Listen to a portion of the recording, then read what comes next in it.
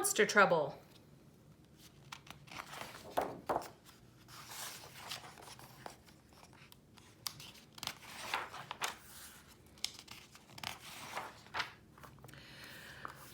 Winifred Schnitzel was never afraid, not of monsters or ghouls or the noises they made. She loved scary movies and werewolves and thunder and peg-leg pirates who bury their plunder.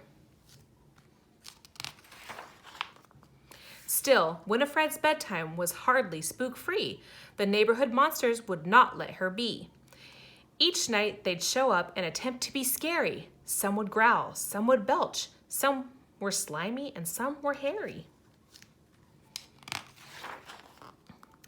But all of their monstery mayhem was moot because Winifred Schnitzel thought monsters were cute. Still, night after night, all those monsters kept creeping into Winifred's room, interrupting her sleeping. Too tired for math, too exhausted for fun, she finally decided those monsters are done.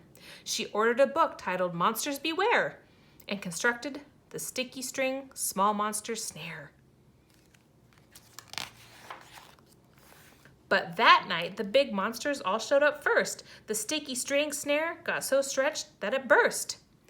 There were monsters on bedposts and stuck to the wall. They made slingshots from string. They were having a ball. Winifred sighed. They were louder than ever. She knew that she needed to try something clever.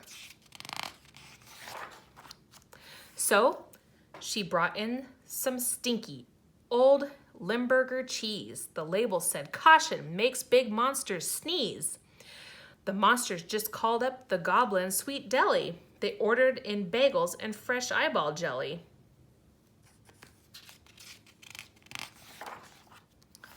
Winifred barely got through the next day. She dozed off in art class and snoozed through ballet.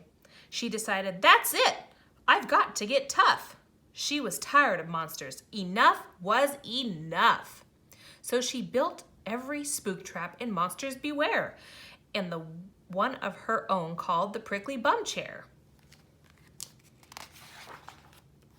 Poor Winifred yawned. Oh, she was so very sleepy. She was starting to look a bit spookishly creepy.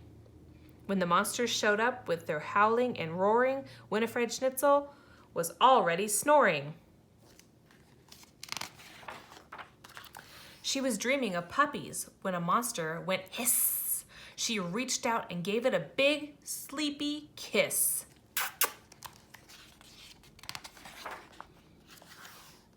The monsters yelled, yuck! All the others were heaving.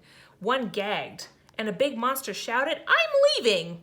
Winifred knew that despite their uniqueness, she discovered that monsters have one silly weakness. So she puckered and pouted and kissed them all good. Those monsters screamed, running as fast as they could. Now Winifred sleeps very soundly at night. In the daytime, she's happy and perky and bright. But sometimes she finds that a monster's crept in right around her bedtime with a monstery grin. She ignores all the growling and roaring and hissing, since the one thing that all monsters hate most is kissing. The end.